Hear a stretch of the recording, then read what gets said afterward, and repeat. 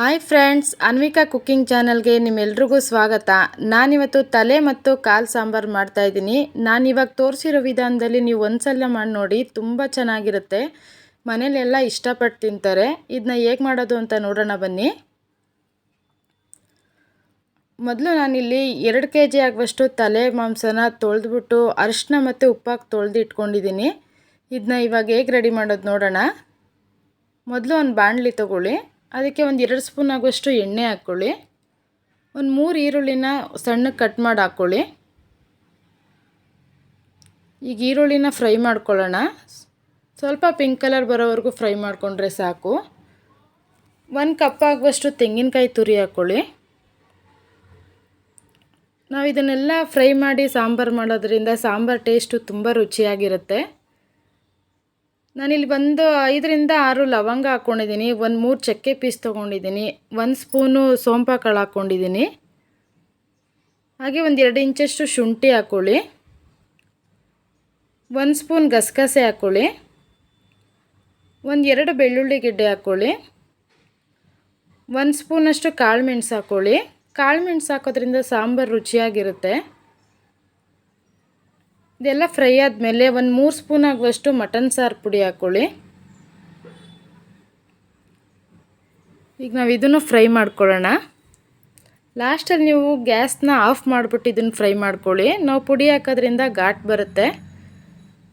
ನೋಡಿ, ಇದೆಲ್ಲ ಚೆನ್ನಾಗಿ ಫ್ರೈ ಆಗಿದೆ. ನಾನಿವಾಗ ಇದನ್ನು ರುಬ್ಕೊಳ್ಳೋಕೆ ಹಾಕೋತೀನಿ. ಇವಾಗ ಜಾರ್ಗೆ ಇದನ್ನು ಹಾಕ್ಕೊಳ್ಳೋಣ. ನಾವು ಫ್ರೈ ಮಾಡಿರೋದೆಲ್ಲ ಹಾಕ್ಕೊಂಡ್ಮೇಲೆ ಸ್ವಲ್ಪ ಪುದೀನ ಸೊಪ್ಪು, ಒಂದು ಸ್ವಲ್ಪ ಕೊತ್ತಂಬರಿ ಸೊಪ್ಪು, 1 ಟೊಮೊಟೊ ಕಟ್ ಮಾಡಿ ಇದನ್ನು ರುಬ್ಕೊಳ್ಳೋಣ. ನೋಡಿ ಫ್ರೆಂಡ್ಸ್, ನಾನು ರುಬ್ಕೊಂಡಿದ್ದೀನಿ. ಈಗ ಒಲೆ ಮೇಲೆ ಕುಕ್ಕರ್ ಇಟ್ಕೊಳ್ಳಿ. ಇದಕ್ಕೊಂದು 2 ಸ್ಪೂನ್ ಆಗುವಷ್ಟು ಎಣ್ಣೆ ಹಾಕ್ಕೊಳ್ಳಿ. ಎಣ್ಣೆ ಕಾದ್ಮೇಲೆ 1 ಈರುಳ್ಳಿ ಮತ್ತು ಮೆಂತ್ಯ ಸೊಪ್ಪು ಕಟ್ ಮಾಡಿರೋದು ಹಾಕ್ಕೊಳ್ಳೋಣ. ಒಂದು ಅರ್ಧ ಸ್ಪೂನ್ ಆಗುವಷ್ಟು ಅರಿಶಿನ ಹಾಕ್ಕೊಳ್ಳಿ. ಇವಾಗ ಇದೆಲ್ಲ ಚೆನ್ನಾಗಿ ಫ್ರೈ ಆದಮೇಲೆ ನಾನು ಮಟನ್ ತೊಳೆದಿಟ್ಕೊಂಡಿದ್ನಲ್ಲ ಅದನ್ನು ಹಾಕ್ತಾಯಿದ್ದೀನಿ. ನಿಮ್ಗೆ ರುಚಿಗೆ ಎಷ್ಟು ಬೇಕಷ್ಟು ಉಪ್ಪು ಹಾಕ್ಕೊಳ್ಳಿ. ಇವಾಗೆಲ್ಲ ಹುರ್ಕೊಳ್ಳೋಣ. ನಾವು ಎಣ್ಣೆಲಿ ಇದು ಉರಿತಾ ಇದ್ದ ನೀರು ಬಿಟ್ಕೊಂಡಂಗೆ ಆಗುತ್ತೆ. ಆ ನೀರು ಹಿಂಗೋವರೆಗೂ ನಾವು ಇದನ್ನು ಹುರ್ಕೊಬೇಕು. ನೋಡಿ, ಇವಾಗ ನೀರೆಲ್ಲ ಡ್ರೈ ಆಗಿದೆ. ಈಗ ಇದನ್ನು ಒಂದು ಸಲ ಮಿಕ್ಸ್ ಮಾಡಿಕೊಂಡು ನಾವು ಮಸಾಲೆ ರುಬ್ಕೊಂಡಿದ್ನಲ್ಲ ಆ ಮಸಾಲೆ ಹಾಕ್ಕೊತಾ ಇದ್ದೀನಿ. ನಿಮ್ಗೆ ಇವಾಗ ನೀರು ಯಾವ ಅದಕ್ಕೆ ಬೇಕು, ಗಟ್ಟಿಗೆ ಬೇಕು ಅಂದರೆ ಗಟ್ಟಿಗೆ ಮಾಡ್ಕೊಳ್ಳಿ. ಮಟನ್ ಸಾರು ಯಾವಾಗೂ ಸ್ವಲ್ಪ ತೆಳ್ಳಗಿದ್ರೇ ರುಚಿಯಾಗಿರೋದು. ನಾನಿವಾಗ ತೆಳ್ಳಗೆ ಮಾಡ್ಕೊತಾ ಇದ್ದೀನಿ. ನೋಡಿ, ನಾನಿವಾಗ ಕುಕ್ಕರ್ ಕ್ಲೋಸ್ ಮಾಡ್ತಾಯಿದ್ದೀನಿ. ಇದು ಒಂದು 6 ರಿಂದ 7 ಕೂಗಲಿ.